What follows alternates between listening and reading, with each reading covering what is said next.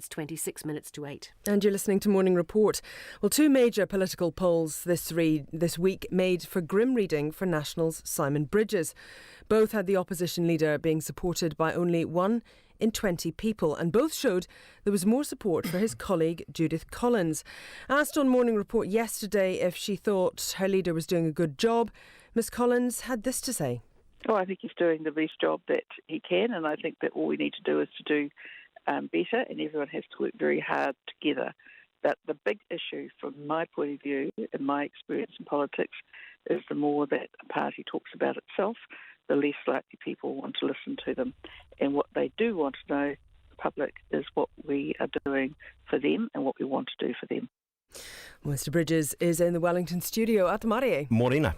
Is Judith Collins damning you with faint praise there? No, look, the reality is I'm comfortable in my leadership. I've got the great backing of a great team, and I'm focused on holding the government to account and our positive plans and policies. Great and backing I agree of a with great what's been team, said though. there. It didn't sound like a ringing endorsement. No, look, I think it did, but the reality is this. Well, it sounded a bit more like a teacher trying to put a positive spin on someone. Well, as I say to you, I mean, I'm focused on New Zealanders and what they want, and I think the reality is, you said the polls were damning. Actually, what the poll there from Television New Zealand, which is what we're seeing as well, shows is National up, Labour down, and that's very easy to understand because Labour is not delivering on it's failing to deliver on its promises. Just before we move on to the polling more generally, have you spoken with Judith Collins regarding leadership at all? No, but I'm always speaking with her. I probably spoke with her several times yesterday, and many of my colleagues. That's important. But we are resolutely focused. And has she said to you that she is openly supportive of you as the leader? Well, I've just said to you, I'm talking about all manner of things with Judith, including Kiwi Build and so on.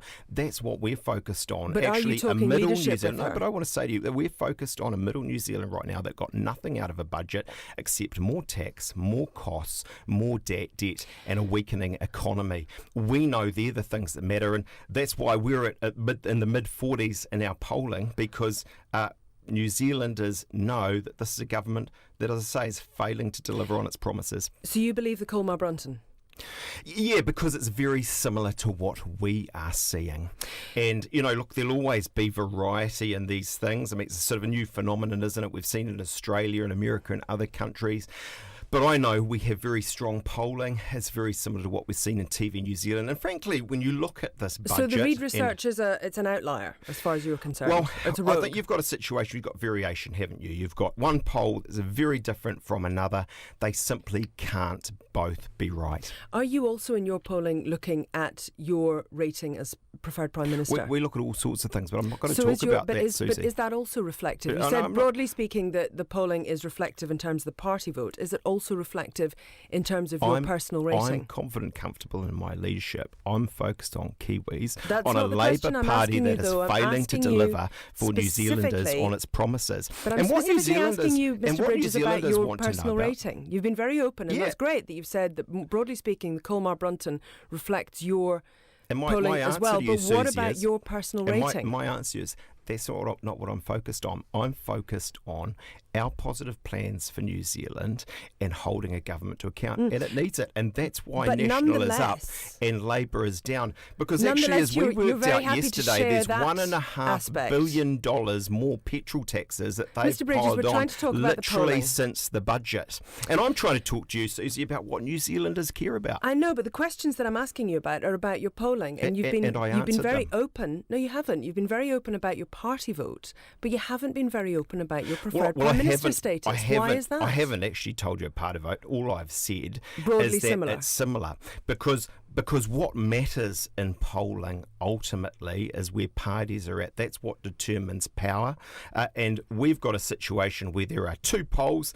It's sort of an interesting phenomenon. It's a lot of ink has been spilled on it. As I say, one of them can't be right. Ultimately, what these polls show is they show a National Party up, they show a Labour Party down, and the reason for that is there was no budget bounce, because New Zealanders are working out that if you're sitting there at home, all you've got as you're getting ready to go to work is more tax, more costs, more debt, and a weakening economy under Labour. Well, one of the polls shows National up and Labour down. That is the Colmar Brunton. Sure. So on your polling, you're saying, are you also consistently seeing one of your other MPs, one of your senior Labour MPs, polling higher than you in the preferred Prime Minister stakes? Look, the point is because that's another consistent one to come out of the polling. You've simply asked me, look, you got these two polls, what do you think's happening? I'm trying to tell you, and the reality of it is it's a situation where you've got two very different polls. One of them can't be right. What we see is broadly similar to the National Party. What is it like for you to be consistently polling behind Judith Collins in the preferred Prime Minister stakes? It is great that we have a fantastic team with Judith, with Paula, with Mark, with many people who are, in fact, but Paula doing and a great job. Aren't let me finish. Let me We're finish talking about because it's Judith an important Collins. point. And then you look across at Jacinda Ardern and her team. Well, she's supposed to be having a reshuffle here. The reality is she won't do anything because she isn't blessed with the team and the party vote actually that we've got right now. Look, if she was doing the right thing, Phil Twyford would go. Now, we know that's not going to happen. Are you calling for his resignation, though? Absolutely. Okay. Because the reality of the situation is, I'm calling for his demotion, certainly.